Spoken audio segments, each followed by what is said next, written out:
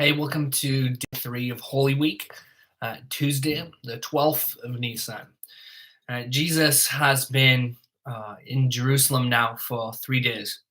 Arrived on Sunday, of course, on Palm Sunday. Spent Monday cleansing the temple. And now on Tuesday, he comes back to Jerusalem after staying in Bethany to uh, teach in the temple. And Jesus is, of course, best known for being a teacher. He taught in many synagogues, many areas throughout his life.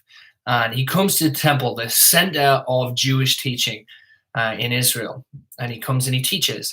And while he is there, his opponents, the Pharisees and the Sadducees, are incredibly frustrated with him. And they've been looking for ways to catch him out this entire time.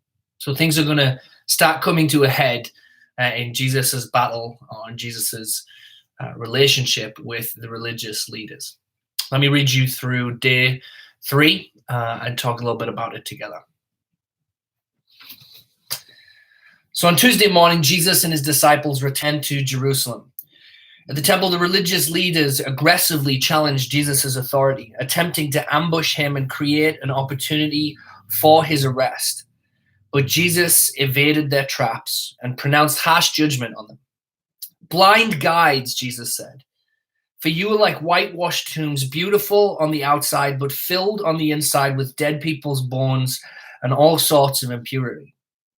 Outwardly, you look like righteous people, but inwardly, your hearts are filled with hypocrisy and lawlessness." Later that afternoon, Jesus left the city and went with his disciples to the Mount of Olives, which overlooks Jerusalem, due east of the temple. And here he taught in parables, using different kinds of symbolic language to predict the end times, including his second coming and final judgment. Now, scripture also indicates that Tuesday was the day that Judas negotiated with the Sanhedrin, the religious leaders, to betray Jesus. So Tuesday is a big day, and Jesus makes some pretty serious judgments. He knows this is his final week, and he speaks bluntly and clearly with the religious leaders. He calls them whitewashed tombs. The idea here being that when you look at a tomb, it might look beautiful on the outside, right? It could be incredibly well decorated, taken care of, gardened, but inside that tomb there is death, there's decay. And no matter what you do on the outside of a tomb, no matter how it looks, it will never change what is on the inside. And Jesus is saying to the religious leaders, you know how to live a life that looks really good. But on the inside of your hearts, the things that really matter, you're not dealing with them. They're not changing. And Jesus says this not to be cruel to them, but to truly diagnose the problem in all of our hearts. You see, the problem with all of us is not only what's on the outside, it's what's inside. It's what's going on inside of our hearts and our minds. What do we care about most? What are we building our lives around? How do we treat other people? And Jesus knew that the Pharisees, though they knew, and the Sadducees, though they knew the Bible back to front, they didn't really know God in the way that they were supposed to. And he spent the entire day proving this to them as they tested him and challenged him and tried to catch him out so that they could arrest him for committing some heresy of some kind or some blasphemy. But at every turn, Jesus proves that he is the superior teacher. He outwits them. When they challenge him about taxes, he outwits them. When they challenge him about the resurrection, when they challenge him and challenge him and challenge him, Jesus outwits them.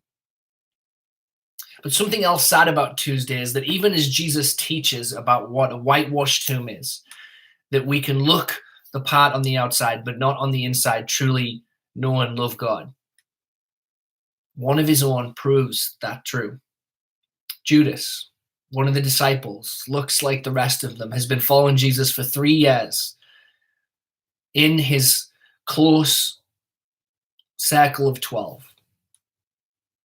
And yet Judas decides on Tuesday to betray Jesus.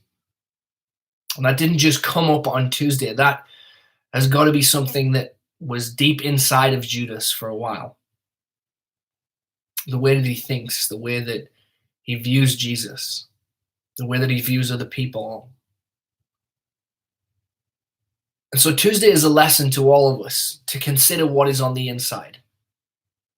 Are we living lives that are easily described as whitewashed tombs, where we seem like we've got it all together on the outside, but we're not really dealing with what's going on the inside? Or are we people who come and bring our hearts before God and say, change us and make us alive?